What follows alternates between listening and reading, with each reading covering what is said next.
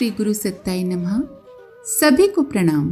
परम पूज्य गुरुदेव आगे लिखते हैं, साधना से उपलब्ध अतिरिक्त सामर्थ्य को विश्व के मूर्धन्य वर्गों को हिलाने उलटने में लगाने का हमारा मन है। सत्ताधीश, धनाध्यक्ष, वैज्ञानिक और मनीषी वर्ग सर्वोच्च स्तर के भी होते हैं और सामान्य स्तर के भी।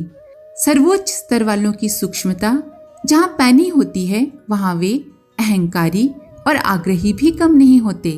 इसीलिए मात्र उच्च वर्ग तक ही अपने को सीमित न रखकर हम मध्यम वृत्ति के लोगों को भी अपनी पकड़ में ले रहे हैं, ताकि बात नीचे से उठते उठते ऊपर तक पहुंचने का सिलसिला बने।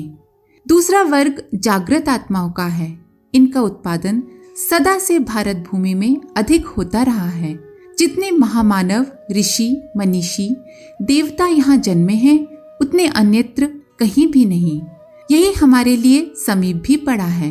अस्तु प्रयत्न करेंगे कि जहाँ कहीं भी पूर्व संचित संस्कारों वाली आत्माएं दृष्टिगोचर हों, उन्हें समय का संदेश सुनाएं, युग धर्म बताएं और समझाएं कि ये समय किसी भी प्रकार निर्वाह भर में संतोष करने का नहीं है।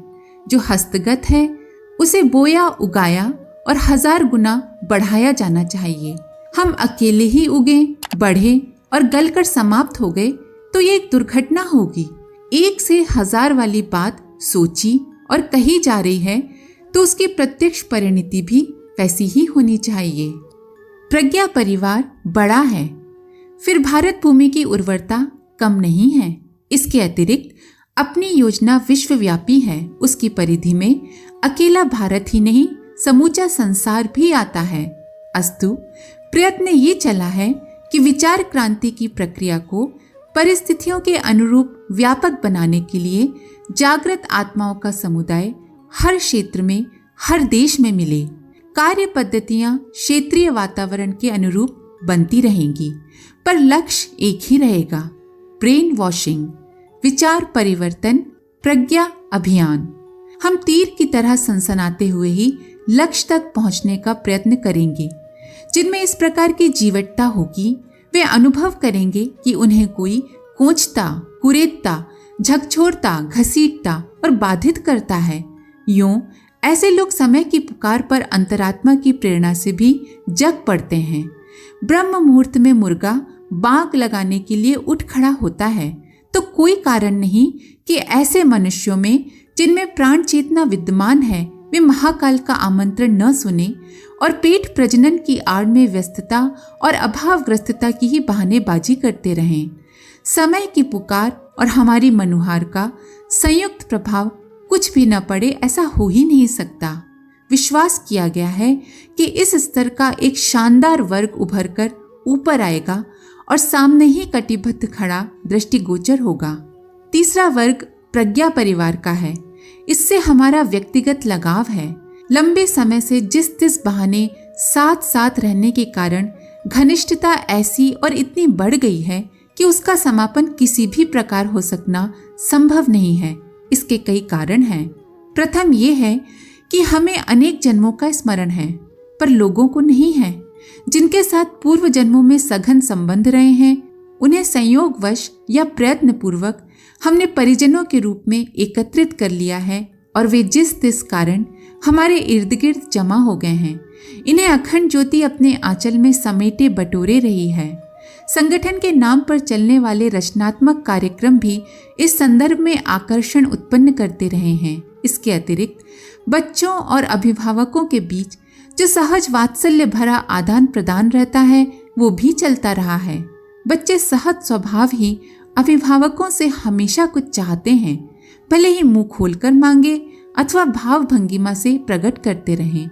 बच्चों की आकांक्षा बढ़ी चढ़ी होती है, भले ही वो उपयोगी हो या अनुपयोगी, आवश्यक हो या अनावश्यक। दे दिलाकर ही उन्हें चुप कराया जा सकता है। बच्चों को इतनी समझ होती नहीं है कि पैसा व्यर्थ जाने और वस्तु किसी काम न आने का तर्क उनके गले उतारा जा सके। बच्चों और अभिभावकों के बीच ये दुलार भरी खींचतान तब तक चलती रहती है जब तक वे परिपक्व नहीं हो जाते और उपयोगिता अनुपयोगिता का अंतर नहीं समझने लगते। हमारे साथ एक रिश्ता परिजनों का यह भी चलता रहा है। मान्यता सुमान्यता, आदत स्वादत, प्रत्यक्ष रिश्तेदारी न सही, पूर्व संचित सघनता का दबाव सही। एक ऐसा सघन सूत्र हम लोगों के बीच विद्यमान है जो विचार विनिमय संपर्क सानिध्य तक ही सीमित नहीं रहता। परिजन कुछ ऐसा भी चाहते हैं कि अधिक प्रसन्नता का कोई साधन, कोई अवसर हाथ लगे। कईयों के सामने कठिनाइयां होती हैं, कई भ्रमवश जंजाल में फंसे रहते हैं। कईयों को अधिक अच्छी स्थिति चाहिए, कारण कई हो सकते हैं, पर देखा ये जाता है कि अधिकांश लोग कोई न कोई इच्छा आकांक्षा लेकर आते हैं, वाणी से या बिना वाणी के व्यक्त करते हैं, साथ ही सोचते हैं कि हमारी बात यथास्थान पहुंच गई है। याचक और दानी का रिश्ता दूसरा है, पर बच्चों और अभिभावकों के बीच ये बात लागू नहीं होती। बछड़ा दूध न पिए तो गाय का बुरा हाल होता है। मात्र गाय ही बछड़े को नहीं देती, बछड़ा भी गाय को देता है। यदि ऐसा न होता तो कोई अभिभावक बच्चे जनने और उनके लालन पालन में समय लगाने, पैसा खर्च करने का झंझट मोल ही नहीं लेता। कहने को गायत्री परिवार, प्रज्ञा परिवार आदि नाम रखे गए हैं और उनके सदस्यता का रजिस्टर तथा समयदान अंशदान का अनुबंध भी है, पर वास्तविकता दूसरी ही है जिसे हम सब भली भांति अनुभव भी करते हैं, और वो है जन्म जन्मांतरों से संग्रहित आत्मीयता, जिसके पीछे जुड़ी हुई अनेकानेक गुदगुदी उत्पन्न करने वाली घटनाएं हमें स्मरण हैं। चाहे परिजन उन घटनाओं को स्मरण न रख सके होंगे, पर फिर भी वे विश्वास करते हैं कि परस्पर आत्मीयता की कोई ऐसी मजबूत डोरी बंधी है जो कई बार तो हिलाकर रख देती है। एक दूसरे के अधिक निकट आने, परस्पर कुछ अधिक कर गुजरने के लिए आतुर होते हैं। ये कल्पना नहीं, वास्तविकता है, जिसकी दोनों पक्षों को निरंतर अथवा समय समय पर अनुभूति होती रहती है। यही तीसरा वर्ग है बालकों का। इनकी सहायता से मिशन का कुछ काम भी चला है, पर वो बात गौण है। प्रमुख प्रश्न एक ही है कि इन्हें हंसता हंसाता, खिलता खिलाता देखने का आनंद कैसे मिले। अब तक भेंट, परामर्श, सत्संग, सुविधा सानिध्य से भी इस भाव संवेदना की तुष्टि होती थी, पर अब तो नियति ने वो सुविधा भी हाथ से छीन ली है। अब परस्पर भेंट मिलन का अध्याय ही समाप्त होता जा रहा है। इसमें समय की कमी या कोई व्यवस्था संबंधी कठिनाई कारण नहीं है। बात इतनी भर है कि इससे सूक्ष्मीकरण साधना में बाधा पड़ती है, चित्त भटकता है और जिस स्तर का अंतराल पर दबाव पड़ना चाहिए वो बिखर जाता है। फलतः उस लक्ष्य की पूर्ति में बाधा पड़ती है जिसके साथ समस्त मनुष्य समुदाय का भाग्य भविष्य जुड़ा हुआ है। अपनी निज की मुक्ति, सिद्धि या स्वर्ग उत्कर्ष जैसा कारण रहा होता तो उसे आगे कभी के लिए टाला जा सकता था, पर यह समय तो ऐसा विकट है जो एक क्षण की भी छूट नहीं देता। ईमानदार सिपाही की तरह मोर्चा संभालने के अतिरिक्त और कोई विकल्प नहीं। इसीलिए सूक्ष्मीकरण के संदर्भ में परिजनों को हमें अपनी साधना हेतु एकाकी छोड़ देना चाहिए। बच्चों के प्रज्ञा परिजनों के संबंध में चलते चलाते हमारा इतना ही आश्वासन है कि यदि वे अपनी भाव संवेदना क्षेत्र को थोड़ा और परिष्कृत कर लें तो निकटता अब की अपेक्षा भी अधिक गहरी अनुभव करने लगेंगे। कारण कि हमारा सूक्ष्म शरीर सन 2000 तक और भी अधिक प्रखर होकर जिएगा। जहां उसकी आवश्यकता होगी बिना विलंब लगाए पहुंचेगा। कठिनाइयों में सहायता करने और बच्चों को ऊंचा उठाने, आगे बढ़ाने की हमारी प्रकृति में राय वृत्ति भर भी अंतर नहीं होने जा रहा है। वो लाभ अब पहले की अपेक्षा और भी अधिक मिलेगा। हमारे गुरुदेव सूक्ष्म शरीर से हिमालय में रहते हैं।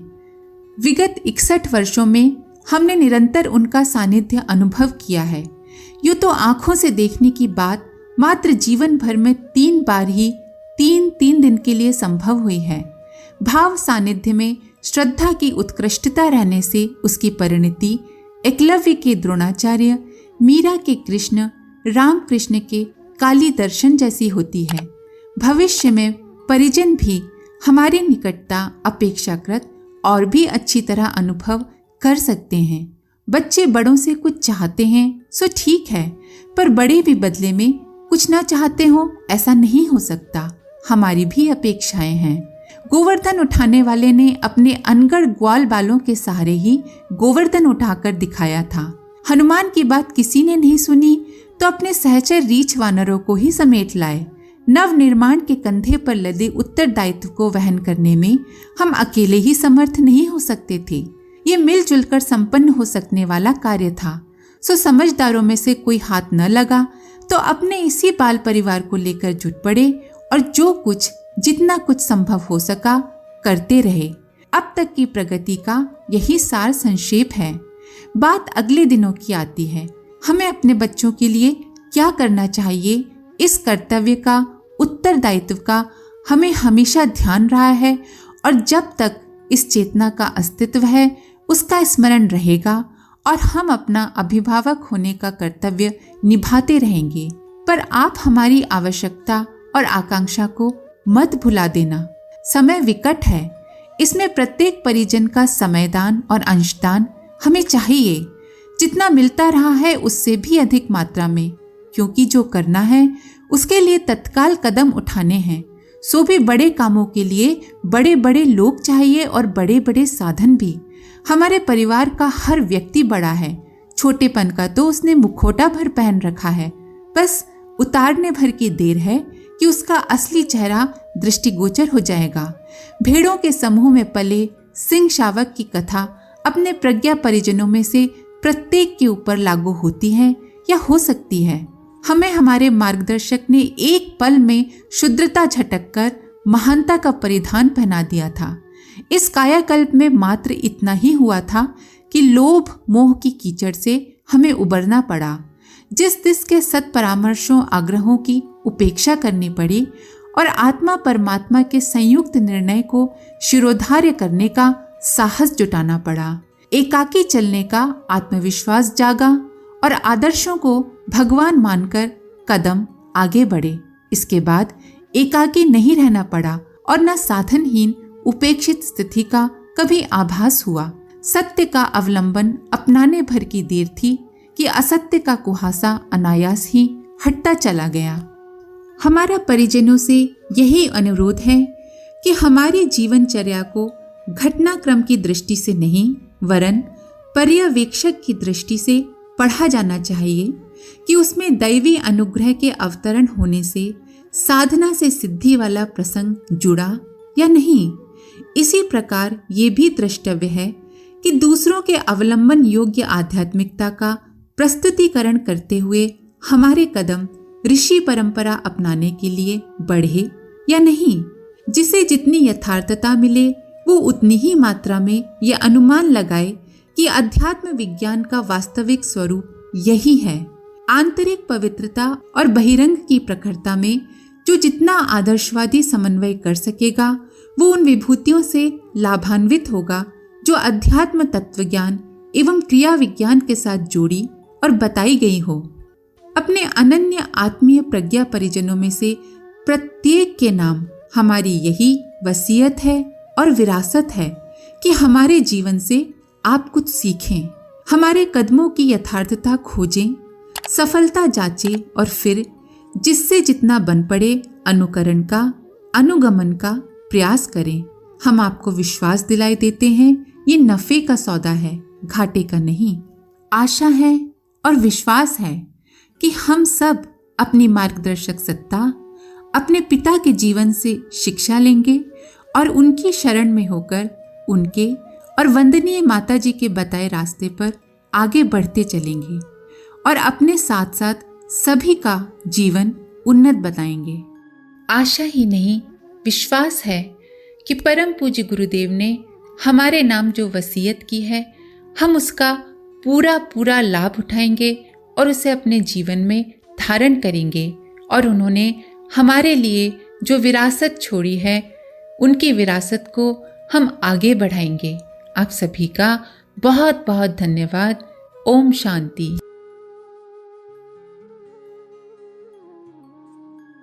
हमारे YouTube चैनल को सब्सक्राइब करें और बेल आइकन को दबाकर ऑल पर क्लिक करें ताकि आने वाले सभी वीडियोस की नोटिफिकेशन आपको मिलती रहे।